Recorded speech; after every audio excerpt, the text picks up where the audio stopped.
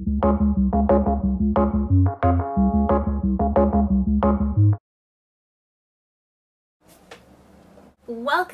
to this week's episode. Welcome to Relive Planet. I would like to talk about how everyone is a good person at the core of them.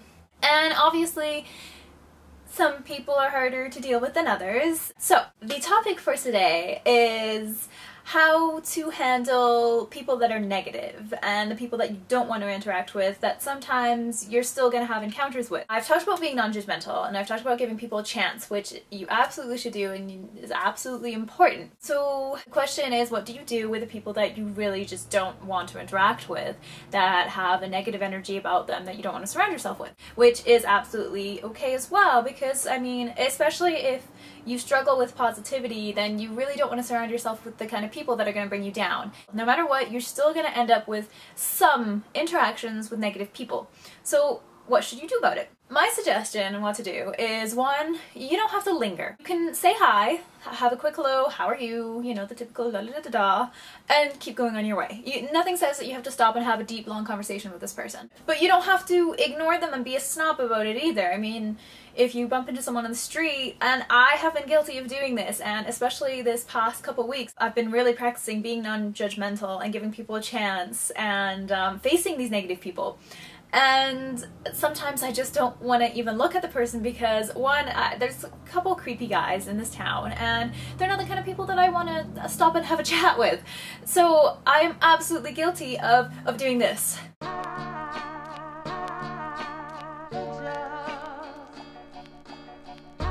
And basically just ignoring the person and totally looking the other way, and it's not very healthy to do that either. There's nothing wrong with just making an acknowledgement that the person is there, because at the end of the day, we're all souls, we're all one, we're all here together on this planet, and we should treat each other with respect. And looking the other way and purposely ignoring people isn't always the most loving and kind thing you can do. So make a point of not doing that. Just acknowledge people with a nod and a smile and just keep going on your way. Nothing says you have to stop and have a conversation with them. You're by yourself, it's a little easier. Sometimes though, you're with friends and they want to stop and talk to a person, and maybe you don't like that person, but you're stuck there and the person's there, so make the best of it. Give them a chance. See the best in them instead of the negative. Be nice and be positive.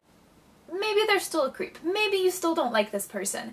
And maybe they're still just a negative cloud that you just don't want to be around. In which case, then, you know, you've stopped and had a little conversation with them, with your friend, and you can keep going. And the next time you see them, you can do what I was saying earlier, is just smile and keep going on your way. Either maybe you're running late for something, or, you know, you're just life.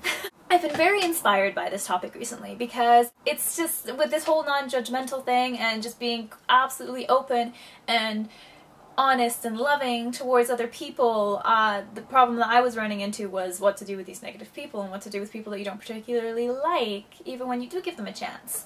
And while this was running around in my mind and I was trying to find solutions and practicing solutions and whatnot, I was also reading a book, and the answer kind of showed itself to me, or at least a different viewpoint presented itself to me. It's called The Sacred Journey of the Peaceful Warrior, and it was a beautiful book. And in the book there is this bully, and the main character gets into a fight with this bully. This bully has a gang and is just kind of a dangerous character. Later on, the main character wants to learn some self-defense so he can defend himself against the bully. He finds this person who can teach him some martial arts moves, and his first lesson that he teaches him is basically this: how do you do?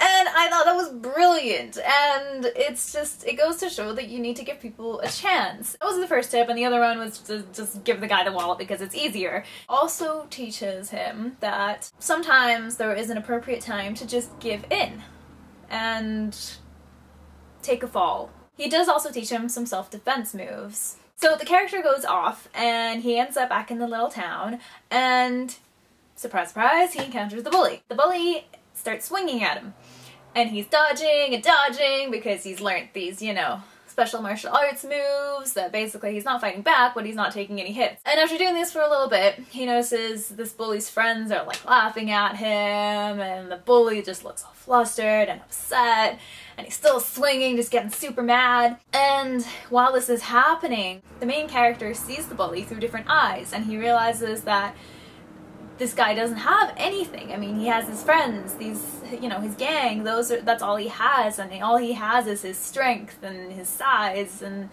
underneath there's this soul that's, you know, upset and crying out, basically. So, taking back that lesson that he learned earlier, he takes a hit. Just because he doesn't want to see this person, because even though this bully is a bully, he's a human being, and there's a reason for his actions. So he takes the hit, he laughs about it, and he basically compliments the bully on hitting him so hard, and then asks if he can buy him a beer.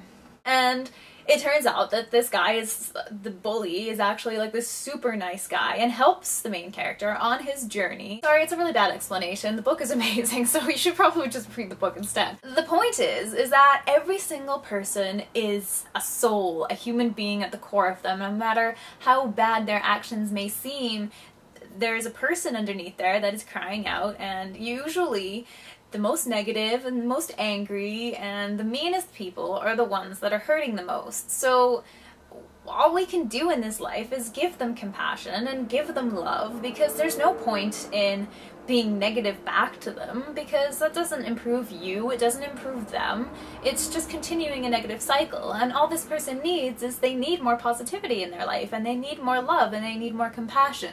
So it's a good lesson to just share that love and compassion, because you really don't have anything to lose. So just go for it.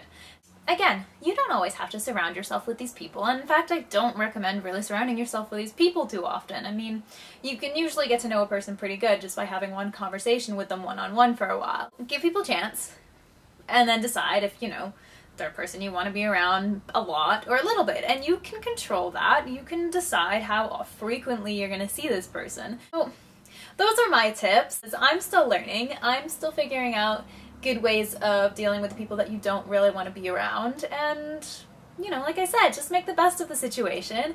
You're not stuck there, it's temporary, so make the best, see the greater good in each person, and continue on with your day and your positivity, because their negativity doesn't have to affect you. And that's, again, why balance is important, why you shouldn't surround yourself with negative people all the time, because otherwise it's just draining, and that's not good for you. So, balance, show compassion and love and kindness, give people a chance, and yeah, balance. Those are my tips for today. Sorry for the ramble. You're used to this by now if you're watching my video posts. Get outside, have some fun, spread some love and joy and kindness, and have a fantastic, wonderful day, a fantastic week, and create a nice day. I love you guys. Till next time.